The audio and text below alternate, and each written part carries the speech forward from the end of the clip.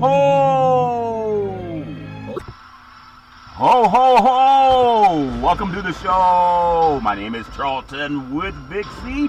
This is Charlton and Big C Sports. Coming to you worldwide on the Big C Sports Network, on the #1 network in the United States of America. And Big C Sports has been voted the #1 sports show in the universe, according to Big C and them good old boys down south. I want to say bienvenidos to all of our listeners in Latin America, also across the pond in London, England, as well as Paris, France. Of course, you good old boys in Canada. We love you in Africa, the Big C tribe. But there's no one we love more than the good old boys down south. You're the land of the free and the home of the brave on a beautiful December the 16th, 2020. Found the Deportes, Big C, bonjour, and a hump day. How's it going for you good old boys down south? Well, it's a damn cold day down here, Charlton. I don't know about humping, but trying to stay warm around the house, moving real quickly and everything. The men's and women's college basketball is in full swing, and they dropped it through the net, Charlton. Yeah. But once again, I want to thank our frontline healthcare workers, our nurses and doctors and first responders. Congratulations on being in line to be the first to get the COVID-19 vaccine, so you can continue to keep America healthy. Keeping America healthy. I want to say today's show is sponsored by your Northern California Cadillac dealers, home of the all-new Cadillac Escalade, the standard of the world. And when you go by and test drive yours, tell them Charlton and Big C sent you, as well as a fleet of Cadillac cars also all around the world. Just say Google or Alexa, play Big C Sports Podcast. You will hear from our sponsors. You will hear welcome to the show. I will introduce Big C as the Mystic, and he'll do his thing from 3,000 miles away. And I really do appreciate the way things are going with Big C Sports. You can follow Big C Sports on Spotify. You can follow Big C Sports on Xfinity, Comcast TV, Roku TV, Apple TV, Amazon Fire TV, and a lot of smart TVs all over the universe. But you better have a smart TV, or you'll be sitting there looking at a still picture. Man, I love taking the pause. I've been pausing as I go on my walks this morning, Big C. I went 2 miles a day, but I'll never pause on the Veterans Crisis Hotline. They really are experienced helping veterans and their loved ones get help, Big C. Why is that so important to you? Well, Charlton, it's so important for me. I know we're only left with 35 days left of the orange chicken being in the White House, and he has stopped governing as an alleged president of the United States. Talks about he cares so much about our military and his great veterans, Charlton, but he doesn't care that over 24 veterans a day commit suicide in this country. And they've been doing it under his watch for the past 4 years. So you think about the number of military deaths that he has never cared about, Charlton. Not only that, they've been afflicted by COVID-19. And that's a horrific disease that has affected everybody as well as suicide. We give out the National Suicide Prevention Hotline number, Charlton. But this is a country that should care more about its veterans than what it leads on to. Everyone talks about how much they care and thank you for their service. But they don't recognize how many veterans are lost every day on American soil. That should not happen in what's supposed to be the greatest country in the world, Charlton. There should be a more concerted effort. We think about Congress holding, hearings on alleged, voter obstruction and abuse, and not talking about or addressing our great veterans in this country, Charlton. Even though many of them have never served in the military service, at least act like you care and do more than just what we do with the 1-800-SUICIDE Prevention Hotline number. Very well said, Big C. 800-273-8255. That's 800-273-8255, or you can text 838-255. That's 838-255. If you're online, simply go to veteranscrisisline.net. That's veteranscrisisline.net, and you can definitely get our veterans some help. POTUS won't even take them golfing, but we're very happy to be affiliated with Valley Homes Weekly TV on Dish TV, Direct TV, AT&T Uverse, TV 53, home of the San Francisco Giants and the Say Hey Kid, as well as the home run King Barry Bonds. When you reach out to them, just tell them Big C sent you. Our goal is simple: recruit 10,000 real estate agents and brokers all over this great country, put in people back to work just like McDonald's does it. Car dealerships do it, and sports teams do it too when they're not on pause. You can do it too. Watch TV and real estate work for you. 800-772-8624. That's 800-772-8624. If you're looking for opportunities in real estate, go to BigCSports.pacwm.com. That's BigCSports.pacwm.com. WM.com. And you can see opportunities. Quicken Loans underwrites most of our loans on the wholesale side. Also, open your cell phone and just say play Big C Sports Podcast. You will see all of our apps pop up, and I really do appreciate the way things are going with Big C Sports. And I also want to thank Comcast Spotlight for presenting Big C Sports to the universe. Just like God said, let there be light. Open your cell phones and don't say ho, ho, ho. Say play Big C Sports Podcast. You will see all of our apps pop up, and I really do appreciate the way things are growing with Big C Sports. You know, Big C, you said that just a couple of days away before decency is restored to the White House. It's a lot like people that still eat, Thanksgiving leftovers. It's not good after about 4 days, Big C, your thoughts? Well, Charlton, I mean, so many people have been gluttonous for Thanksgiving leftovers for days, but, after 2 days, I've had enough cold turkey. Yeah, imagine 25 days of Trump, that turkey getting out, Big C. You ever keep turkey around for 25 more days? Like I said, after 2 days, I'm tired of it. Well, I know you're very tired of the 25-day turkey that POTUS is keeping around the White House. It's all fair, love, and war. I do want to take some time to pay homage to the Big C's excellent knowledge of the HBCU college programs. And we're coming up on the 100-year anniversary of the Black Wall Street. And when we talk about the HBCUs, they were only necessary because of racism and discrimination. And people say, well, that's in the past. We still have over 125 white senators that are trying to usurp the election and throw out predominantly black votes. In 2020, Big C's college football and the HBCUs, Big C's thoughts on the players that are enshrined in the NFL Hall of Fame. Would you believe that nearly 10% of all players in the Hall of Fame attended an HBCU? That's 30 out of 318 members, Big C. Your thoughts? Well, I mean, it just glorifies how prominent black athletes have been, Charlton, over the history of American sports. And when given an opportunity to compete in mainstream, how dominant they've been in mainstream. And when you think about the participation of black athletes in the NFL Football Hall of Fame, yeah, you have to realize, Charlton, most of those were put in earlier years of the NFL Hall of Fame. Those numbers have declined in more recent years, Charlton, but it shows how dominant that the black athlete has been in professional football. Yeah, and just running down this list, I remember talking to a friend of mine that went to the University of California, Berkeley. He's a white guy, and we were talking about affirmative actions, and he was upset that Russell White, which was a running back out of Crespi High School in Encino, California, that got into California, Berkeley back in the 80s based on affirmative action. And I said, white men have had affirmative action ever since 1619. And he said, well, what do you mean by that? I said, have you ever heard about slavery and indentured servitude? And everybody that did the free labor for people like you to get an education at Cal Berkeley, that was the real affirmative action, and it's happened since 1619. He said, yeah, but that's different. No, some people just don't read, Big C. I want to talk about some players and get your thoughts. Lynn Barney with the Jackson State, and then Elvin Bethea, North Carolina, A&T, another good old boy, Mel Blount. He played at Southern University, Big C. Your thoughts?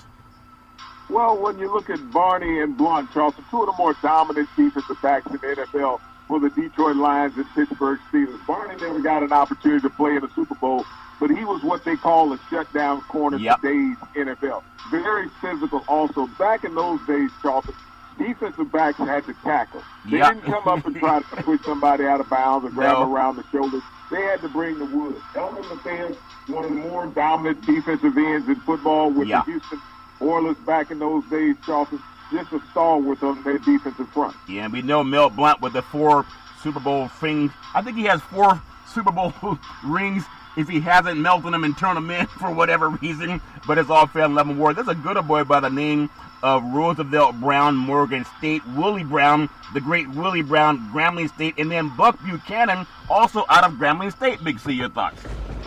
Roosevelt Brown, one of the greatest offensive tackles in NFL history, playing with the Baltimore Colts, Charlton. Very dominant run and pass blocker in front of Johnny Unitas. You think about Willie Brown, old man Willie. Many people remember Willie Brown, who we lost earlier this year for his interception return against the Minnesota Vikings in the Super Bowl down in Pasadena. In the Rose Bowl. But he was one of those shutdown corners also. Big Buck Buchanan out of Grambling University. You realize Buck Buchanan, it was the first African-American player drafted by the AFL when it formed by the Kansas City Chiefs. Really? He was the first overall draft pick of the American Football League, Charlton. Yeah, that's very good knowledge. Harry Carson, Big C, South Carolina State. Willie Davis, Grambling State University. And then Richard sacking every quarterback dance out of Tennessee State, Big C. Your thoughts? You know, Harry Carson was such a great athlete, Charlton, when he came out of college. He was a nose guard in college, and Bill Parcells and Bill Belichick converted him into a middle linebacker, and he was a keystone of that Giants defense in two early victories that they had. And when you look at Willie Davis, one of the greatest outside linebackers in the history of college football, out of Grambling also, played with Vince Lombardi, 2 Super Bowl trophies, the first two Super Bowls that the NFL ever played in, Charlton. Richard Dent. Everybody remembers him as part of the Monsters of the Midway. That's right. Super Bowl titles with the Chicago Bears and San Francisco 49ers. Yeah, he was doing his thing. Got to make sure we patch up your microphone, Big C. Also, out of the HBCUs that have those gold jackets in the Hall of Fame. You think about Bob Hayes out of Florida A&M, Claude Humphrey, Tennessee State, and then Lynn Ford, that good old boy was doing his thing at Morgan State, Big C. Your thoughts? You know, Bob Hayes had the unique title of being the fastest man in the world. He won an Olympic gold medal in the 1960 Tokyo Olympics, Charlton, and before winning a Super Bowl with the Dallas Cowboys. Claude Humphrey, a dominant defensive end with the Atlanta Falcons for a decade down there in Jersey South, Charlton. And when you think about Lynn Ford, an outstanding cornerback in his own right in the NFL. Yeah, he was doing his thing. Ken Houston, Prairie View, A&M, Big C, Charlie Joyner, the great Grambling State, and nobody preaching the game better than Deacon Jones out of Mississippi Valley State, Big C. Your thoughts? You know, one of the prides of the historical black college, Charlton, was his wealth of defensive backs.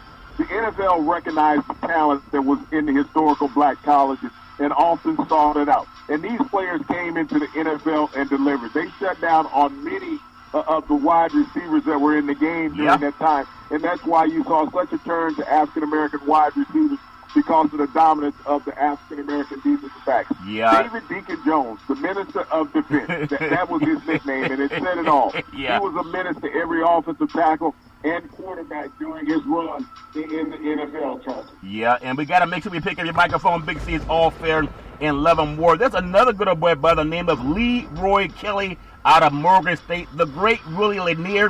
That good old boy played at Morgan State. And then Larry Little, he played at Bethune-Cookman, Big C. Your thoughts?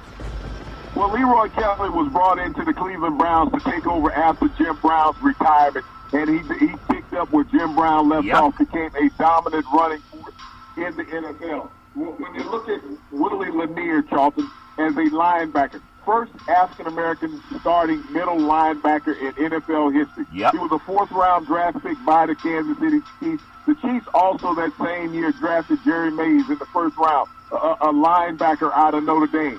Jerry Mays knew the first day of training camp that he had to find another position. Yeah, he had to find another position. A lot of good boys got to find position because the talent is so deep. Speaking of talent and deep, the great Sweetness, Walter Payton, known as Sweetness from Jackson State, the great Jerry Rice, the leader, the most touchdowns in the history of the NFL, the great Jerry Rice, Mississippi Valley State, and then the great Shannon Sharp, who never saw a barbell that he couldn't lift out of Savannah State. Big C, your thoughts?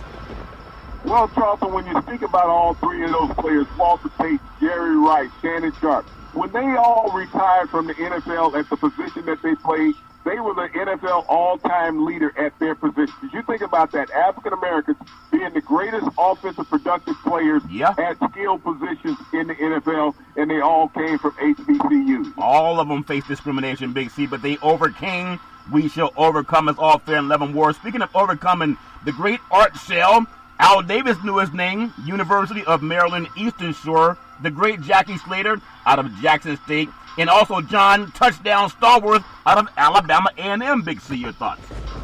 You You know, people talk about Tom Brady playing 20 years at quarterback in the NFL. Jackie Slater was the first player in the NFL to play 20 years on the offensive line. You think about that, 20 years in the trenches, and Jackie Slater did it. Yep. His son is now a player in the NFL and has picked up 3 Super Bowl rings as a special team player with the New England Patriots.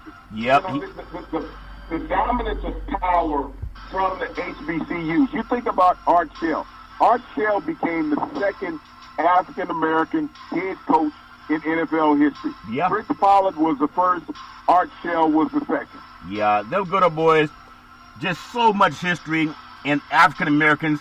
And these men did it facing the odds of guys like Senator Mitch McConnell, who were always saying, you're not welcome, you're not wanted, you don't account. And like my friend at Cal Berkeley that said, who needs affirmative actions? I just got it on my own merit. And he doesn't understand that white people have had affirmative action since 1619. Big C, the Final Four in Big C's HBCs. These good old boys wearing gold jackets. Michael Strahan, Texas Southern University. Emmett Thomas from Bishop.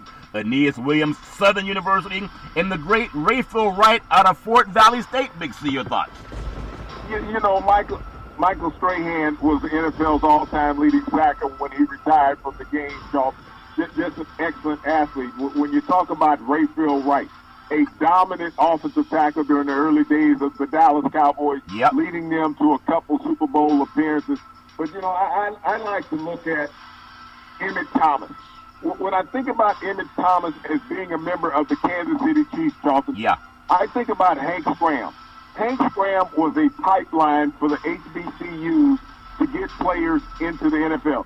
When you look at the development of the Kansas City Chiefs in its early years, starting with Buck Buchanan, the first African-American player ever taken in the first number 1 overall. Yep. That was the Scram of the Kansas City Chiefs. Then you look at Willie Lanier, the first African-American middle linebacker in NFL history. Emmett Thomas, a dominant quarterback. But that team on defense was built with so many African-Americans, yep, that Hank Scram plucked out of the HBCU. Yeah, I'm telling you, there's so many great players, and these black men did it with great opposition. Look at the opposition that President Obama faced when he was the president of the United States, the 44th president in the United States. They swore to make him a 1-term president, but God had other plans, and he became a 2-term president. And so black men have always had to fight through adversity. That's why when people say something's going to be hard or difficult, I don't believe them, because black men are here because we don't believe in the word no, that we can't do it. Yes, we can. It's our mantra. So I really appreciate Big C's thoughts on those HBCU players that are all in the NFL Hall of Fame. I want to also touch on some of the history of Big C's all-defensive team. I know you hate offensive players, and you even wrote a letter one time to the NFL saying, could they cancel offense? They said, what you going to do, tackle yourself? And you said, yeah, then it's all fair and level war. I do want to get Big C's all-defensive team. This is Big C's all-defensive team. First team in the NFL, and the offense is excluded because some good old boys don't like offense. It's all fair and level war. Number 1, we have Deacon Jones. He played for the Rams. We have a defensive tackle, Reggie White, who also played defensive tackle for the Green Bay Packers. He was also with the Eagles. Big C, your thoughts? Well, both of these players, unfortunately, ended their career playing with opposing teams. The toughest part about picking an all-defensive team in the NFL, I mean, it's subjected to errors when you look at these players.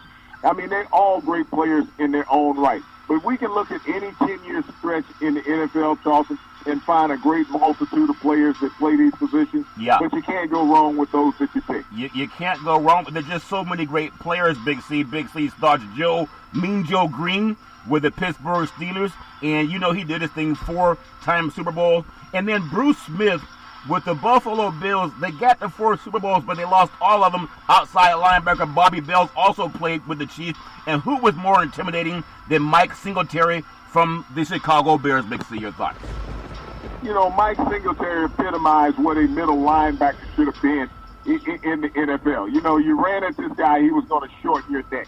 That was his mantra in playing the game. When you look at Joe Green, this is a guy who spent his entire career with the Pittsburgh Steelers and picked up 4 Super Bowl victories. Yeah, let's go. Those boys were doing their thing. And I think about guys like the late Junior Seau, God bless him with the CTE issues. Played for the Chargers, came out of USC. Cornerback Mike Haynes with the Raiders. Cornerback Rod Woodson that played with the Steelers. And then we have a safety in Ken Houston with the Oilers. And I'm going to finish those guys. Only got 2 more coming up for you, Big C. Your thoughts? Well, when you think about Mike Haynes and Rod Woodson, both of those players, Charlton, ended up their careers with the Oakland Raiders. They were both drafted by other teams. Al Davis sought to bring them in to solidify that silver and gold mentality that he had out there in the Oakland and Los Angeles area, Charlton. Yep. And they delivered for him. They're Hall of Famers. Your Hall of Famers. And the final 2 on Big C's, all Big C's team in the history of the NFL. You have Ed Reed, a safety, and that good old boy played for the Ravens. And then you have probably the best punter in the history of the universe, Ray Guy. Not necessarily for yards, but he was always timely where he could place the ball. Big C, your thoughts? Well, you know, when I think about Ed Reed, I've never recognized a more intelligent player playing on defense in the NFL in its history, Charlton. This guy knew everything about the game. I mean, I look at him, and if people are looking for a head coach in the NFL, I don't think you could go wrong by hiring Ed Reed if he wanted to go down that route. And Ray Guy, a multifaceted athlete. He played quarterback at Southern Mississippi. A lot of people did not realize that. And he was always the Raiders' third-string emergency quarterback during his career. Yeah, it's amazing how many great players have played in this game of football, and do a lot of things outside of football as well. As all fair and level war. I want to talk about some things that happened in the NFL, and congratulations to all the players that were part of the Big C's all-time defensive team. NFL football announces 8 finalists for the Art Rooney Sportsmanship Award. The NFL announced 8 finalists for this year's Art Rooney Sportsmanship Award, Big C. They did it on Tuesday. It's the 7th year that the league has given out the award to the player who best demonstrates the qualities of on-field sportsmanship, including fair play, respect for the game and the opponents, and integrity in competition. It's named for founding owners of the Pittsburgh Steelers, Art Rooney Sr. The finalist features 4 players from each conference. The Ravens defensive end, Calais Campbell, Big C. The Pittsburgh Steelers defensive tackle, Cameron Hayward. And the Indianapolis Colts defensive end, Justin Houston. And then the New England Patriots receiver, Matthew Slater, were chosen for the AFC teams. Big C, your thoughts? Well, we just talked about Matthew and his dad earlier. His dad, Jackie Slater, who played 20 years out of an HBCU at Jackson State. Matthew Slater, a 3-time Super Bowl winner with the New England Patriots. And he was drafted by the Patriots, Charlton, to play special teams. This kid was not drafted for a position. He was drafted as a special team player. Playing in the Pac-12 in college, he was special teams player 3 years in a row playing in that conference. Yeah. And when you think about these dominant players, Ken Houston, outstanding defensive end. Calais Campbell, one of the most dominant defensive backs in the defensive tackles in the NFL. Yep. And Cameron Hayward, his dad, Craig Ironhead Hayward, also played in the NFL as a running back out of the University of Pittsburgh and the New Orleans Saints. Yeah, it's amazing how many great players there are. The Panthers quarterback, Teddy Touchdown Bridgewater, the Buccaneers linebacker, Levante David, the Eagles center, Jason Kelsey, and the 49ers fullback, Kyle Husak, are also on the NFC side. Big C, your thoughts? Levante David, one of the best linebackers unknown in the NFL other than by the players, Charlton. He gets the job done. Kyle Juszczyk, a throwback to like Tim Rathman when the 49ers utilized the fullback all the time in the NFL. Teddy Bridgewater, here's a guy who's had a miraculous comeback from a horrific knee injury a few years ago back in Minnesota and got his own team once again with the Carolina Panthers. Yeah, doing his own thing. We're going to work on your microphone, Big C. It's all fair and level war. Campbell and Slater were both finalists last year. Running back touchdown, Adrian Peterson won the award in 2019. And he joined the great Drew Brees, Big C, Luke Kuechly, and also Frank Gore, who's been playing for 900 years, Charles Woodson, Larry Fitzgerald, also on the recipients list. Big C, your thoughts? Well, I mean, a great list of recipients, Charlton. And when you think about winning this type of award, it's for your contributions off the field. Yeah. We, so often recognize athletes for their play, during a game and think that that's all that their lives consist of, and then we hear them when they get in trouble on some police blog. Yeah. But these athletes are community activists. They care about the community. They care about the people who are around them that are less fortunate. Yeah, there's a lot that athletes do, And as you mentioned, unfortunately, it's like an accident on the highway. Everybody has a rubberneck and they want to stop and see, but they don't notice you when you're going down the traffic and everything's going well. But that's Big C's thoughts for the finalists for the Art Rooney Senior Sportsmanship Award. The NFL announced that just yesterday. So I wish everybody nothing but the best on and off the field. I also want to ask you about some things with the New York Jets. They're executing one of the greatest tanks, in my opinion, and everybody has their own opinion, in the history of tankdom, Big C, if that makes sense to you. Except this is not by design. They're trying to lose. But it comes so naturally, it seems as if they've mastered the plan to try to secure a number one pick in the 2021 NFL Draft. But to me, that's not a good thing, Big C. Your thoughts? Well, you know, and there's no guarantee that they will get the number one pick in the NFL Draft. I mean, even if they lose out, I mean, we've seen this play out before in the past with John Elway when he was drafted by the Indianapolis Colts. We saw it with Eli Manning when he was drafted by the San Diego Chargers. White players can demand to play where they want to play. Everyone has gone all in on Trevor Lawrence, the quarterback out of Clemson. Yeah. And that's the direction that the Jets are looking in. They got to get rid of that Pac-12 quarterback from USC, Sam Darnold. He's washed up in New York. He's got to go change his zip code. But, you know, Trevor Lawrence is not so sold on New York because New York hasn't done anything to make that organization better over the past couple of years. Yeah. So, I mean, you can draft Trevor Lawrence and potentially lose him by him demanding a trade, or you can take one of the next two best quarterbacks in line, potentially. Yeah, John Elway demanded a trade. I think Peyton Manning demanded a trade. And there's a couple other players that are prominent players that didn't want to be with the team that wanted to make them rich in the world of the NFL. And they were not called spoiled and selfish. They got the way. Not only are the 3 losses away from becoming the third 0-16 team in NFL history, Big C. If you think about it, the others, 2008, it was the Detroit Lions. And then 2017, the Cleveland Browns. But the Jets are sinking into an all-time bad territory. They've been outscored, Big C, by 210 points, and they're projected to be minus 258 differential. Only 3 teams in the 42-year history of the 16-game schedule for it worse than minus 258 scores, according to stats. Big C, your thoughts? You know, and here's the Jets ownership talking about they have confidence in Adam Gase as the coach. I think that they kept Gase on because they knew that he would guarantee losses for the team and would leave them in line for the number one pick in the draft. Just 3 years ago, they drafted number 3 overall and took a quarterback. Yep. Now they're looking to go back into that same slot, toss the number 1 overall and take a quarterback once again. Yeah. But you need more than just a quarterback in New York to right the ship. Yeah, Joe Namath is still making commercials. He won their only and last Super Bowl, Big C, the great Broadway Joe Namath.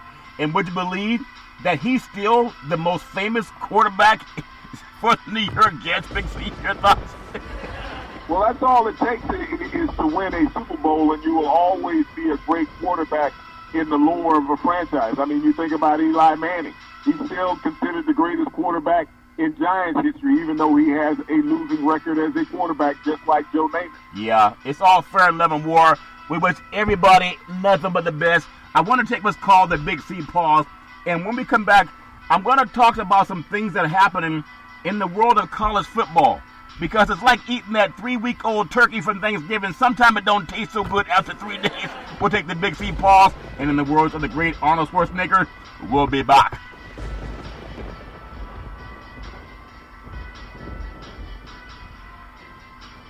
All right, we're back from the Big C pause, also known as the Big C timeout. You can follow Big C Sports 24 hours a day, 7 days a week on the number 1 podcast network in the universe, iHeartRadio Podcast. You can follow Big C Sports on Apple Podcasts. You can follow Big C Sports on Google Podcasts.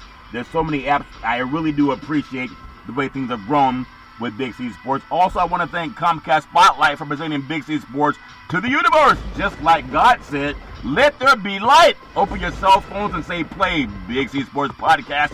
You will hear from our sponsors. You will hear welcome to the show. I will introduce Big C as the Mystic, and he will do his thing from 3,000 miles away. And I really do appreciate the way things are going with Big C Sports. I'm going to get on some things because it's coming up faster than a lot of people believe. And I know things can change. It changes when you get smart people involved. College football. I don't like what's going on, Big C, with the collusion. You have unbeaten and unrespected USC, as the good old boys call it, disrespected. They may not get a shot at a national championship if things don't change, Big C. This great USC program, owners of 39 conference championships and 11 national championships, 13 undefeated seasons, working on undefeated season 14 and working on their 40th conference championship. They may not get the chance to get in because of shenanigans happening with the bowl committee, Big C. They've won every game. It's done everything they're supposed to do. It's been 5-0, Big C. It's a perfect record. If the Trojans defeat Oregon for the Pac-12 championship on Friday, they will be 6-0. It's a perfect regular season. And people, you're telling me that a perfect regular season in a Power 5 conference would not be good enough for a spot in college football's Final Four, Big C? Your thoughts?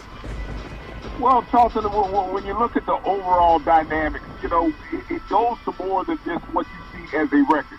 Because there's 4 teams in front of USC that have perfect records also. And people say, well, they're not in the Power 5. You have to understand that when you're looking at the overall picture and structure of what the College Football Playoff Committee is looking at, they look at every dynamic that's involved. They look at the number of people that are in your stadium. They look at the strength of your schedule as far as the number of losses that your opponent has.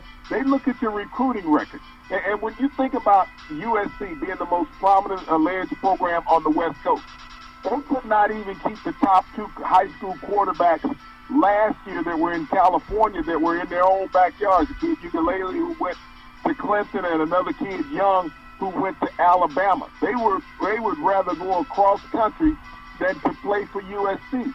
That's the dynamics of television and marketing, what these players look at. And when you have 17 and 18-year-old kids saying that we don't feel that this is one of the top programs in the country, adults even take notice of that. Yeah, but this is where you're wrong. If you look at overall in the Pac-12, even going back to the Pac-8 and the Pac-10, collectively as a conference, the Conference of Champions, because everything is about life, it's not just football. They've won 539 national titles in all sports. That's 238 more than the next conference. That's the Big Ten. There's no way that people are leaving because they get a better education. They're not leaving because they get a better football program. They're not leaving because they get more exposure. They're leaving for nefarious reasons. If you don't understand it, watch the movie He Got Game, Jesus Shuttlesworth by Ray Allen, and the guy going to Big State, his father, how many Denzel Washington. 17 and 18-year-olds can sit up and quote what you just quoted, or does it even discern them when it comes down to that? When you look at the 17 and 18-year-olds nowadays, when they're making choices about colleges, they're looking at marketability. They're looking at who's on television. They're looking at who's sending people to the pros that are playing their position. College recruiting today opened up. And when you look at the top recruiting classes in college football, Alabama comes in at number 1 again because of their marketability, their exposure. And the SEC last year having 14 first round, or LSU alone having 14 players drafted, and the SEC having 15 first-round draft picks. You look at LSU, they're in that top 5. You look at Georgia, they're in that top 5. You look at Clemson, they're in that top 5. You look at Notre Dame, they're in that top 5. That's what attracts college kids. And if it's attracting the college kids, then the marketers and the advertisers want to go where the money is, as well as the bowl selection committee. Well, that's why I just told you, the Pac-12, the Pac-8 and Pac-10 included, they've won 238 more championships than all the schools in the country. So if people don't read, that's maybe why they go down in the SEC. They don't have to learn to read. But if they read, there's no reason that they would leave. It's just my opinion. College football, the playoff selection committee, which I don't like. Good news is Ronnie Lott's going to be in it next year for 2021. But that committee answered a lot of questions about shenanigans Tuesday, just like Senator Mitch McConnell and Donald Trump. They're trying to end USC's grip of a national championship spot by ranking the Trojans 13th with 1 game remaining, making it almost impossible if things don't change. But I believe that people are going to change things because they're going to read just what Big C Sports has been telling them. You got to count all the votes, Big C. I don't know how to say it any more simple than that. Collusion is happening in sports, and a lot of kids will leave when you give them a big paperback. Even Terry Bradshaw still trying to give away that paperback of $1 million. Big C, your thoughts? Well, I don't know, like I said, if it comes down to the allegations of paying off kids. When you think about the appointee that was put in front of the college football program, that you can start allowing kids to make money off their name and likeness. Yeah. And if that's not swaying a kid to stay in their own backyard and them going across country, what is the difference? Well, I think the difference is, as people do things like the Trump administration, everybody can do shenanigans until they have someone take a look at them. They try to do things in the dark. But what I'm going to propose to all the Bowl committee, because a lot of people don't read. They go by how they feel. It's like people get married because someone makes them feel good, even though they may be bad for you, Big C. NCAA college football, just give it some thought. You're going to try to keep out a conference that collectively educates their kids and have 539 national championships in all their sports combined.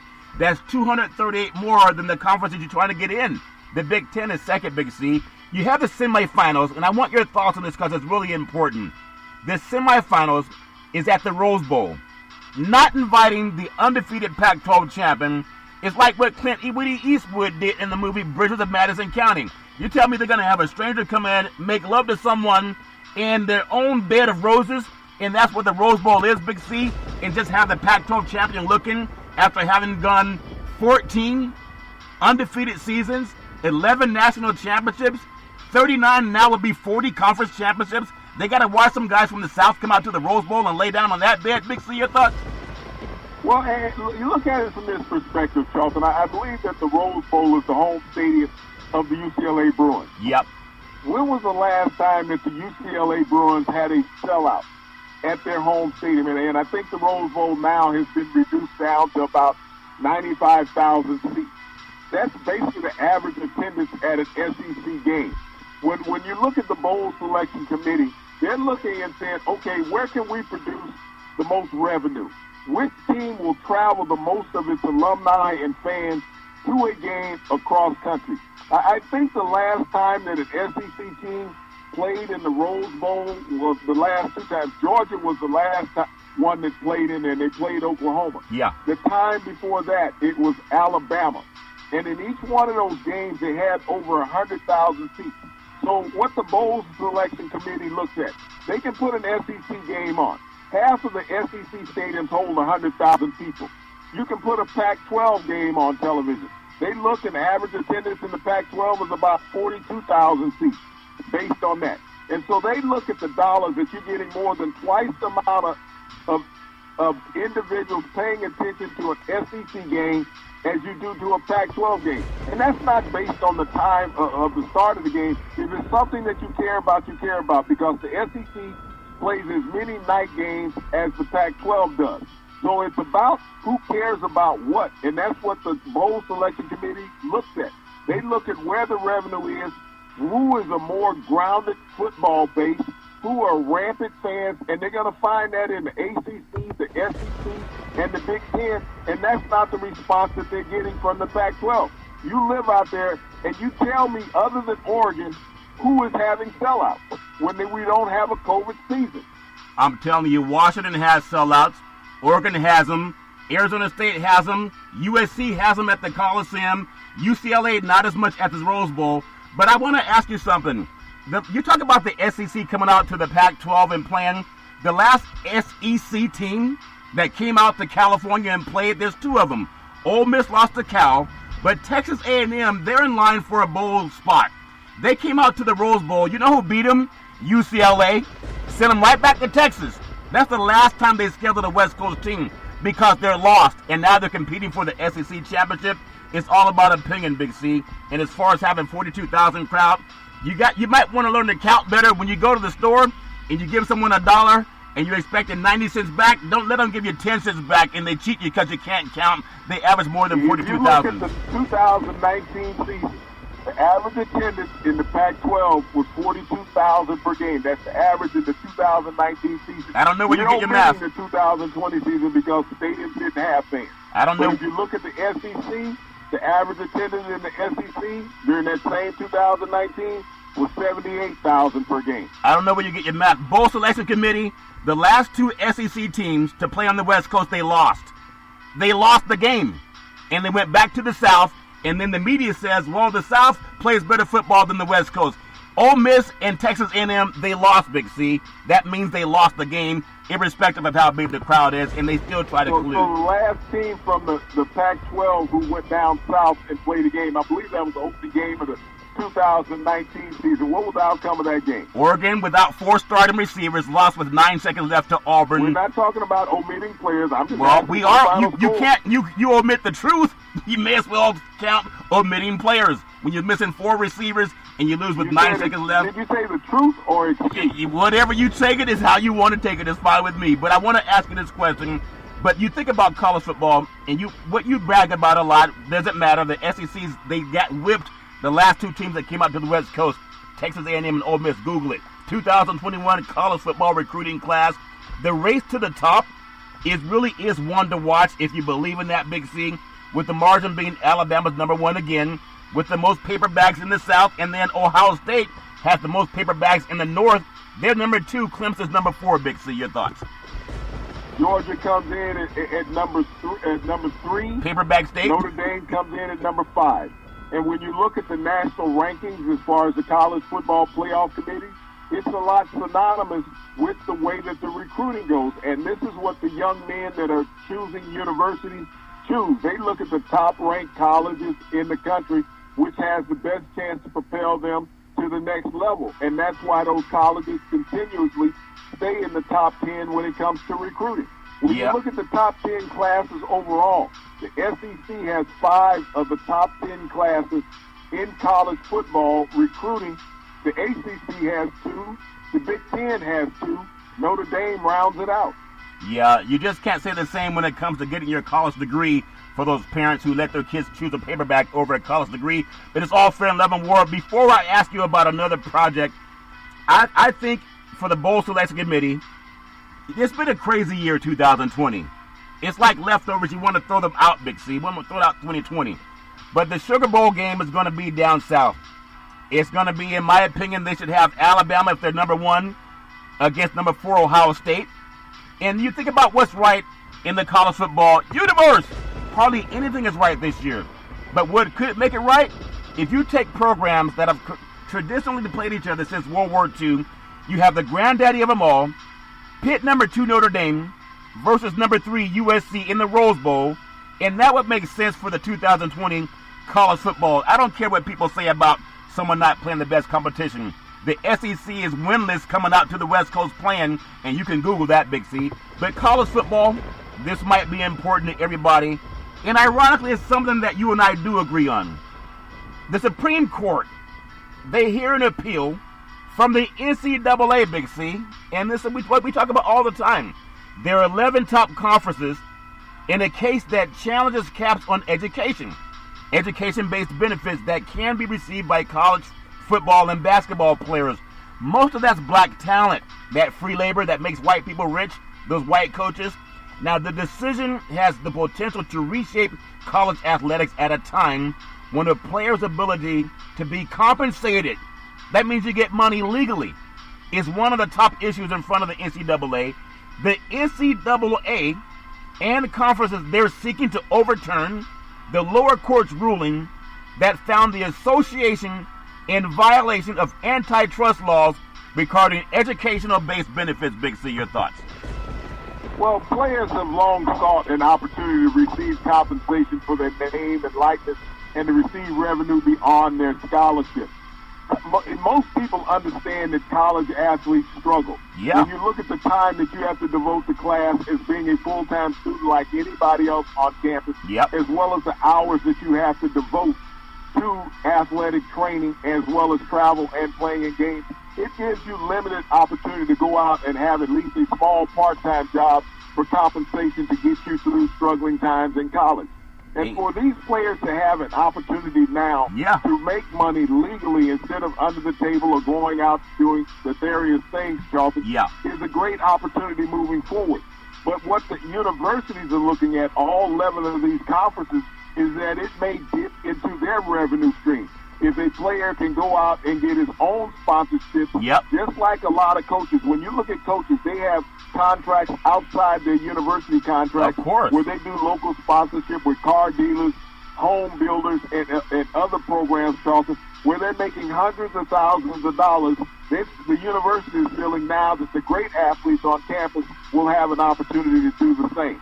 Now, because you brag so much about black exploitation with the SEC, the Southeastern Conference, and how they so easily exploit black athletes for money, and then when the black men start listening to Big C Sports, as well as some of the other educated athletes that say you need to get paid for your efforts, or at least pay for your likeness, these same white guys, there's only one black coach in the ACC and the SEC combined. One, Big C. They fired the one that was at Vanderbilt.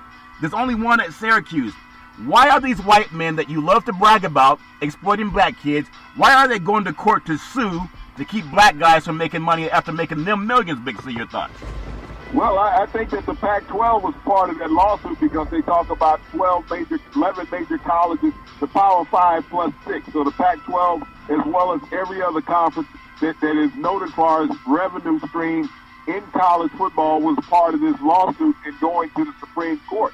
And what it comes down to, Charlton, is that nobody who has a pocket full of money is just like multi-level marketing.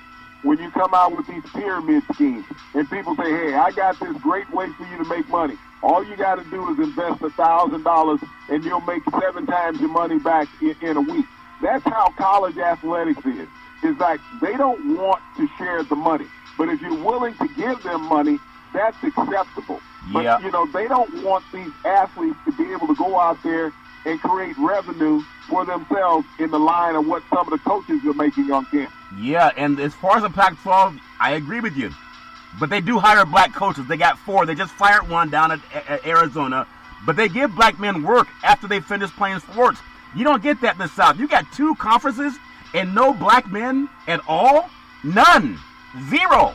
That's a joke, Big C. I don't know why you brag about that conference. It's the 9th Circuit Court of Appeals. The 9th Circuit Court of Appeals. When black men want to make money, the white guys sue them. The 9th Court Circuit Appeals found that athletes in football, along with men's and women's basketball, that they should be able to receive scholarships and paid internships as part of those education-based benefits, Big C, but white people are fighting it. The NCAA can set limits on compensation that is not education-based. However, that model is expected to change radically next year with the adoption of name, image, and likeness rights, and that's been pushed by black men, Big C. Your thoughts?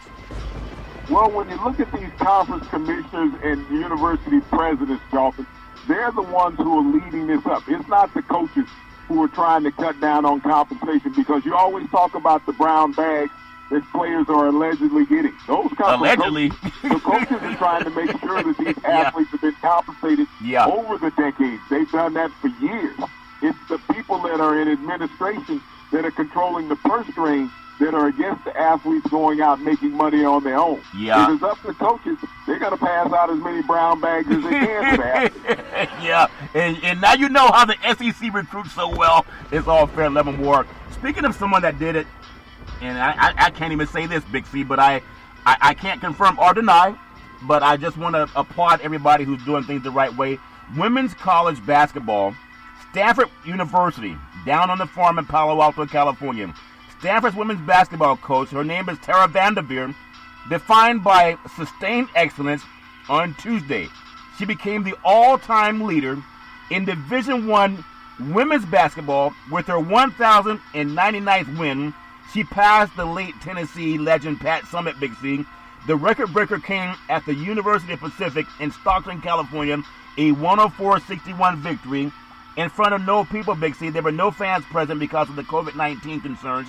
In the low-key environment to culminate such a colossal achievement, it spread over 42 years of success in growing that sport down at Stanford, Big C.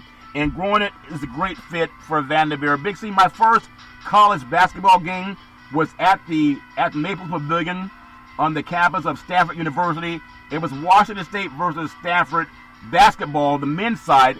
But even back then, when Coach Montgomery was the head coach, Vanderbilt was still more popular on the campus. Big C, your thoughts?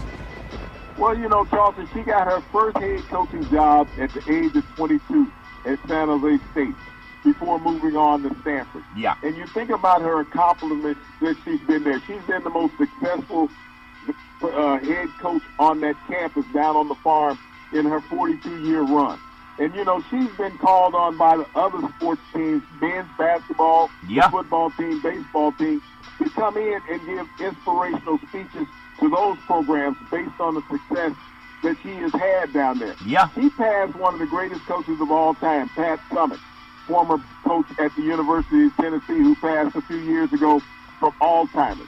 But this victory, Charlton, is bittersweet when you look at Vanderveer's accomplishments there at the University of Stanford. She accumulated her 1,099th victory last night. Yep. But she still hears the basketball dribbling in her ear. Because nibbling at her heels last night, Charlton, was out there at UConn Huskies.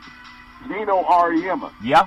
He eclipsed his 1,993rd victory last night. So he's only 6 behind Vanderveer. Yep. And so this team, you think about the accomplishments that's going to occur in the 2020 and 2021 season in college basketball.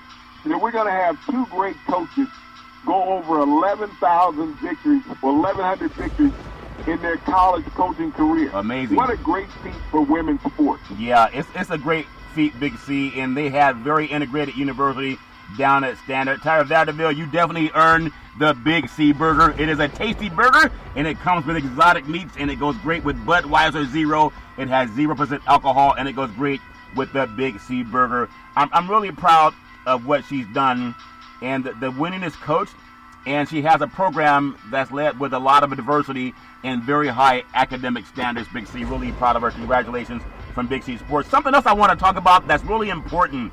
We talk about the 100-year anniversary of the Black Wall Street coming up in 2021. You know how black men built successful a Wall Street type of environment in economy, and white men like Senator Mitch McConnell trying to throw out 20 million votes today, they burned it down with the help of white mobs on Wall Street and also law enforcement. They burned it down, Big C, because they hated seeing black men succeed, like my friend at Cal Berkeley, and he said he doesn't believe in affirmative action. And I said, white men have always had affirmative action since 1619. And he says, yeah, well, I disagree because I wasn't part of that. I said, you weren't part of a lot of things that benefited white people, but you benefit from it. Major League Baseball, it reclassifies the Negro leagues as major leagues, Big C. You think about what we talk about on our program about the Say Hey Kid, Willie Home Run Mays, if that makes sense to you. It's so important. Willie Mays will add some hits to his record. Monty Irvin's big league batting average should climb to over 300. Satchel Paige was doing his thing at 59 years old, Big C. Might add to nearly 150 victories to his total. Josh Gibson, the greatest of all Negro League sluggers, might just wind up with a major league record too. The stats and the records of great efforts, Big C, by great athletes such as Gibson and Page and roughly 3,400 other players are set to join Major League Baseball's book after Major League Baseball announced that on Hump Day. Big C, your thoughts? Charlton, this is something that's long overdue. When you think about the segregation and omission of the great black athletes over the history of American sports, that whites did not want to have them included in the record books or even allow them participate because they knew the greatness of these athletes. But this is something that I'm proud of Major League Baseball of doing, Charlton. Opening up the book. Even though many of these athletes, and just about all of them, have passed away, Charlton, that now they're getting their opportunity to be known as the true American heroes of America's pastime that they truly were. Yeah, imagine if black Americans were not always opposed by mainstream. And people say, oh, like my friend at Cal Berkeley, oh, well, that's in the past. Senator Mitch McConnell and 126 white Republicans are still trying to throw out 20 million votes in mostly black districts in 2020. So Major League Baseball said today that it was correcting a long-time oversight in the game's history by elevating the Negro League on the centennial of their founding. That's so important, and it makes me feel good, Big C. But more than feeling good, the Negro Leagues consisted of 7 leagues, and Major League Baseball will include records from those circuits between 1920 and 1948, Big C. That's coming back from World War II. The Negro Leagues began to dissolve 1 year after Jackie Robinson, who came out of UCLA, became the Major League Baseball's first black player with the Brooklyn Dodgers in 1947. Some have estimated that Gibson slugged more than 800 home runs, 800, and he was not batting with a laser beam during 16 Negro League seasons, Big C. It's unlikely, though, that records exist from him to be officially able to pass Barry Bonds, who has a career record 762 home runs that we also pay homage to in the beginning of our show. So depending on what Elias and Major League Baseball rule, though Gibson could wind up with another notable record, he has 441 batting average in 1943 would be the best season ever, as in Hugh Duffy's 440 mark from 1894. Gibson line came in fewer than 80 games, however far short of the modern standard of 162. Big C, your thoughts? Well, you know, when you think about Josh Gibson, everyone in Negro League lore, Charlton, knew of him as the greatest player in baseball history. Best. You're talking about the astounding numbers. You play only 16 seasons in Major League Baseball, Charlton, and yet you hit 800 home runs. You're talking about a player who's averaging over 60 home runs a year. And 60 was a milestone for Major League players in modern time to get to, and yet he hit it like he was going out to lunch. Not only that, Charlton, to bat 441 on a season. That meant that every 10 times he went to the base, 4.5 times he was going to get a hit. This was a guy who was you were unable to get out. He played catcher in the Negro League. His life was cut short in an auto accident, Charlton, but Josh Gibson is still renowned by the Negro League as the greatest player who ever played. And when you think about modern league baseball players who played in the Negro Leagues, I know people talk about, you know, Satchel Paige playing in the Negro League, Jackie Robinson. But Hank Aaron played in the Negro League. Willie Mays played in the Negro League. As a wealth of others, Larry Doby played in the Negro League. There are many modern-era National Baseball players who played in the Negro League, Charlton.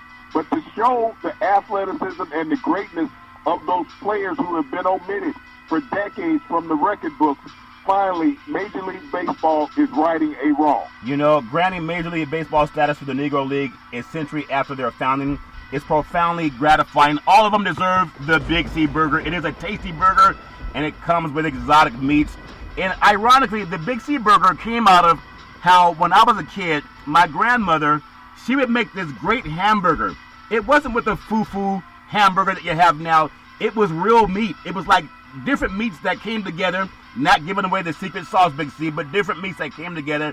She would grill her hamburger buns, and she would also grill the onions. She would grill whatever she put on it, that special sauce, Big C, she grilled that. And it's the best hamburger I've ever eaten in my life, and that's why we have it now with the Big C burger. And I think a lot of people understand that when grandparents do their thing. So I really appreciate what Big C Sports brings to the sports universe. Everybody's looking for content. ESPN just laid off 500 people. Why? It's Christmas. They laid off 500 people anyway. And Big C Sports is still growing. All the sponsors out there, you know who we are. And I just appreciate that the content you get from us, you don't get it from anybody else. But before we close out, in honoring the Negro Leagues and Major League Baseball, doing the right thing by black Americans who did so much with opposition, with a knee on their neck, being telling you, I can't breathe, financially, educationally, we've been pushed aside and marginalized, but like the phoenix, we still rise. Do the right thing. Big C News, the last 4 years, the United States government gave over $52 billion with a B yearly to foreign countries. Black Americans built this country, Big C, on free labor and discrimination from 1619 to 1865, and then 100 years of Jim Crow. No Marshall Plan, no excuses. The black Americans deserve their share of the pie, Big C. Your thoughts? Well, Charlton, I am glad for what has happened in the world of sports with the Negro League, giving them recognition for all of their accomplishments and their labors in American history of athletics. Yeah. Finally getting their just due in the Hall of Fame, and maybe America can move forth like sports has and give its just due.